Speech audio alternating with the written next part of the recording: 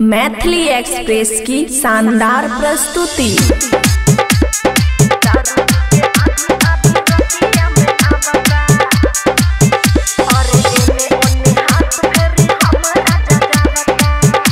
खुशी recording studio बलुआहा।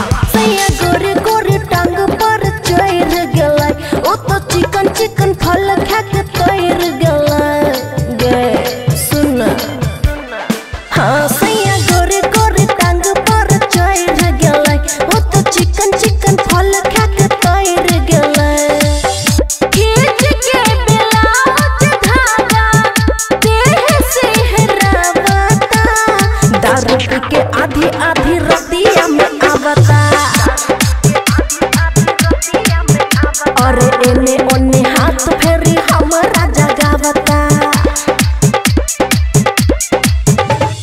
DJ good Madhubani दारू के आधी आधी रतिया में आवता,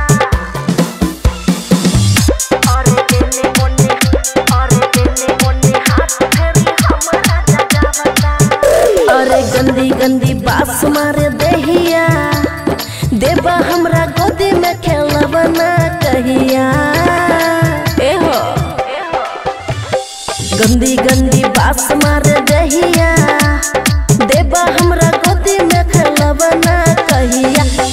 कहलो नहीं रहलो जाय छै, दुख नहीं सहबो, तोरा घर के सब कहानी माई से कहबो।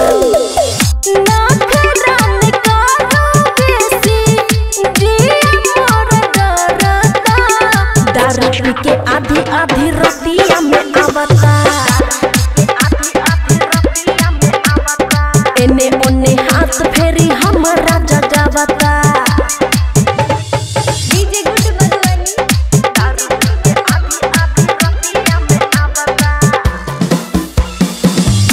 और एने ओने हाथ फेरी हमरा जगावता। डरैया जवानी ओकरा सोझा, सैया ढोबैया सखी दोसर के बोझा। गे सुनना डरैया जवानी ओकरा सोझा, सैया ढोबैया सखी दोसर के बोझा।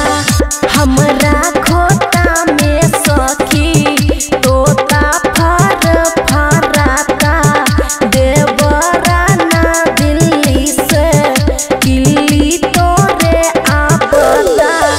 ओ प्रकाश नजरिया खुशिया, दारू पी के आधी आधी रतिया में आवता, और एने ओने हाथ फेरी हमरा जगावता। खुशी रिकॉर्डिंग स्टूडियो बलुआहा।